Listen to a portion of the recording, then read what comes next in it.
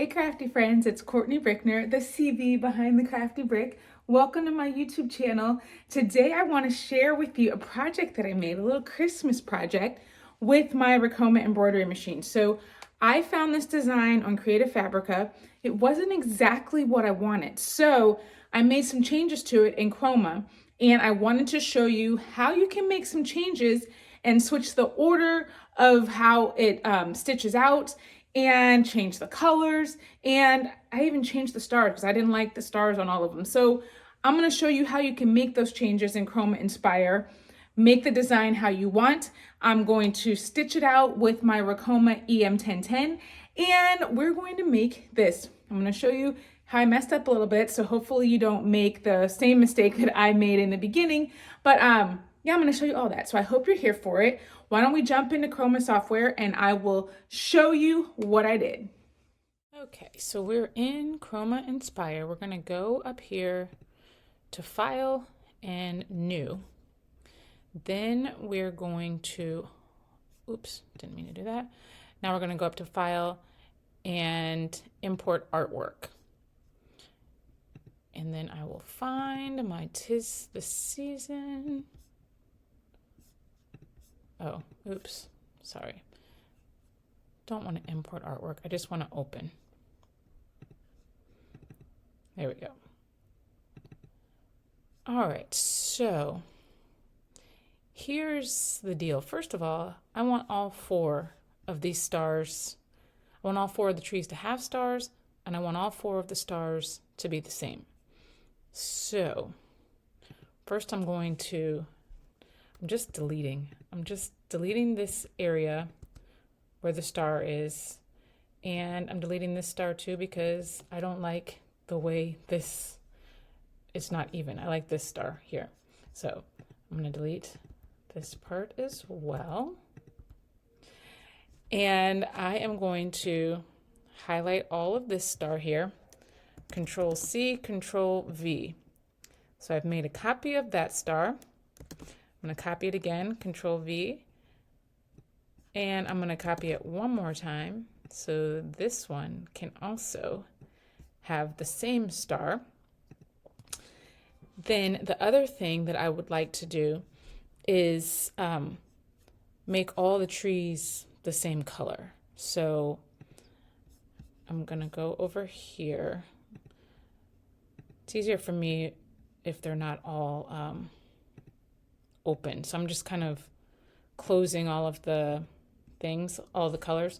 So I've got the blue trees here, the red trees here. I'm just going to make them all green. So I can come up here to this tab right here, and the colors are there. So these colors down here match up with the colors that are down here on the bottom left. So I click the blue star, come up here, and I would like that to actually be color 3. So I click color 3, apply. Okay, then we're going to go to the red trees. They're color 2 right now. I want them to be color 3 also. Apply. Then I'm going to go to, I'm going to close this now so it's not open. The star here, I actually want to make those a different color. So come down here to the plus sign. I'm going to add a color. So that popped up right there, that yellow popped up right there. So I'm going to go up here again. Now that star that's highlighted, I've got it highlighted right there. It's number 3. I'm going to change it to number 5 and apply. And I'm going to do that for all the stars.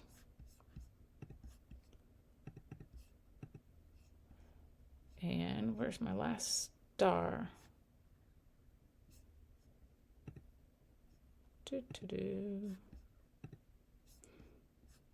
Oh.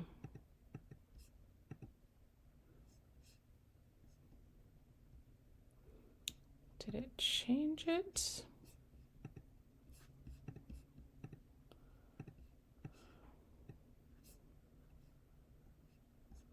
Oh, okay, there it is.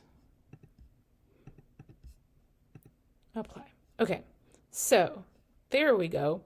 Now let's see how these are all going to stitch out. We might want to switch this order a little bit. I'm going to come up here to File and Print. Actually, not Print, Print Preview. Print Preview. And I'm going to click this arrow here and increase this to C. So all the greens are printing together, then it's going to print all the stars and then our bottom letters. Perfect. So everything is going to stitch out in the right order. We've changed the colors, and now we will go and just print out our design. There's our run sheet, so we know which colors to put in our machine, and then we just click print and we're ready to go. First, I just needed to get a little cutaway stabilizer, and then I'm using my Mighty hooping station, and I'm going to put in the bottom hoop, and then I open up the tabs where I'm going to put the stabilizer, and it's going to hold it in place. Then I go ahead and put my stabilizer down, and then I snap it into place with the 3 tab sections, and that just really helps with preventing it from moving around while you're trying to put your material on. Then I get my towel, I fold it in half so that I can find the center, place that in the middle of my hooping station. I probably should have used a pen, but I didn't, so here we are. And then I get it all lined up. When I get it in the spot where I want it to be, I'm going to put a little water-soluble stabilizer on top, and that's just because I've got this kind of puffy fabric. So then after I set that down, I'm ready to put my top of my hoop on, and I place it and then push it down, and the magnetic just attaches and it is ready to put onto my machine. First, I'm going to click the file button so I can find the file that's on my disk. So I push the disk button, I'm searching for the file, and then when I see it, I will import that over to my machine. All right, so here is our file. I'll press that, then I'm going to push the machine with the arrow button over here on the right, and that loads the file onto my machine. Then I press the machine, and then I find the file that I just uploaded and click OK. And I forgot to remove the embroidery status, so I need to unlock my embroidery status. Now we'll go back, find the file that I just uploaded. There it is. Then we'll press OK. All right, so now we've got our file here. Next, I want to go ahead and put my hoop onto the machine and lock it into place.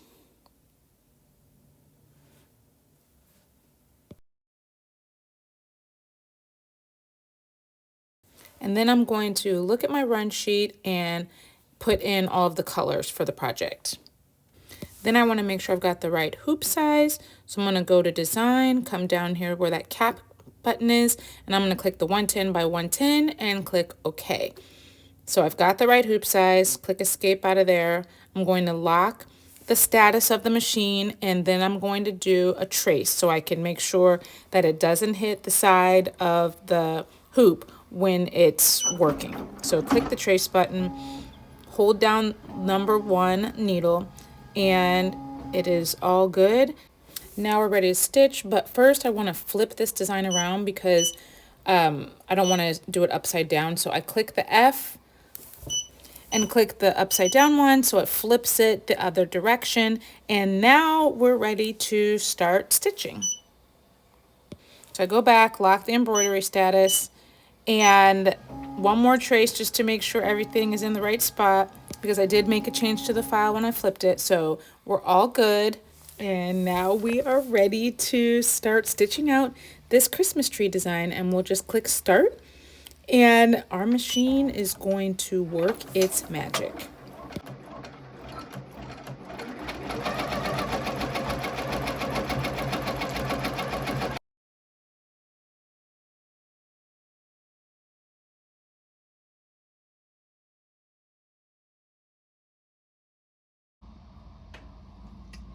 Well, kind of messed up on that one. It would have been very cute if it weren't backwards and mirrored.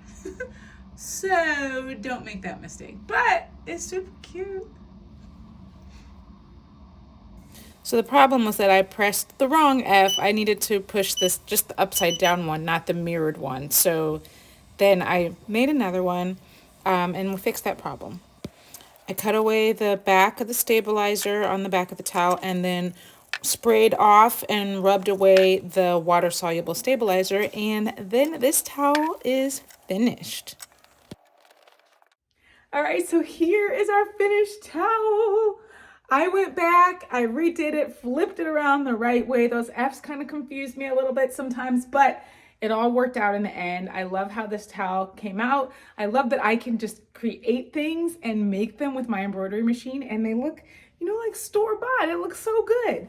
So I hope that you learned something today and you enjoyed this video. If you did, please don't forget to like and subscribe and turn on the notifications so that you don't miss anything crafty, because I'm here all the time sharing stuff, trying to help you not make the same mistakes that I make. So I'm happy you're here with me and you chose to spend some of your time hanging out with me today. I appreciate it. I'll be back. Until then, stay crafty, my friends. Bye.